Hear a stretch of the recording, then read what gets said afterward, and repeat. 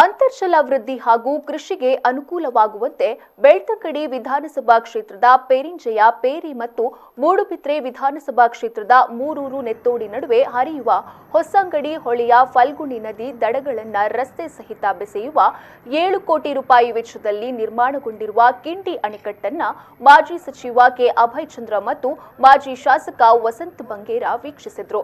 ನಂತರ ಮಾತನಾಡಿದ ಮಾಜಿ ಸಚಿವ ಕೆ ಅಭಯಚಂದ್ರ ಅವರು ಪಶ್ಚಿಮ ವಾಹಿನಿ ಯೋಜನೆಯಡಿ ದಕ್ಷಿಣ ಕನ್ನಡ ಜಿಲ್ಲೆಯಲ್ಲಿ ಮೊದಲಾಗಿ ನಡೆದಿರುವ ಈ ಕಾಮಗಾರಿಯಾಗಿದ್ದು ಅದು ಮುಖ್ಯಮಂತ್ರಿಗಳಾಗಿದ್ದ ಸಿದ್ದರಾಮಯ್ಯ ಅವರು ಶಂಕುಸ್ಥಾಪನೆ ನೆರವೇರಿಸಿದ್ದಾರೆ.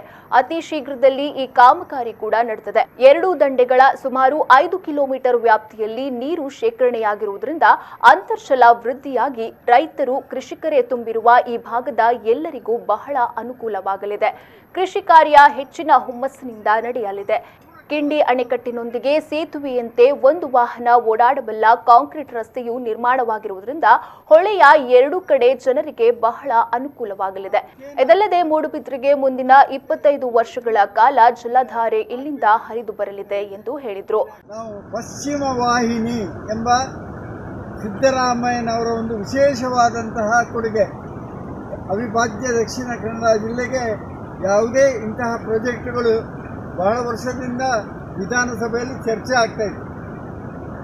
ನಾನು ಸುಮಾರು 1992ರಿಂದ ವಿಧಾನ ಪರಿಷತ್ತಿನಲ್ಲಿ ವಿಧಾನಸಭೆಯಲ್ಲಿ ನಾವು ಚರ್ಚಿಸಿದ್ದೇವೆ.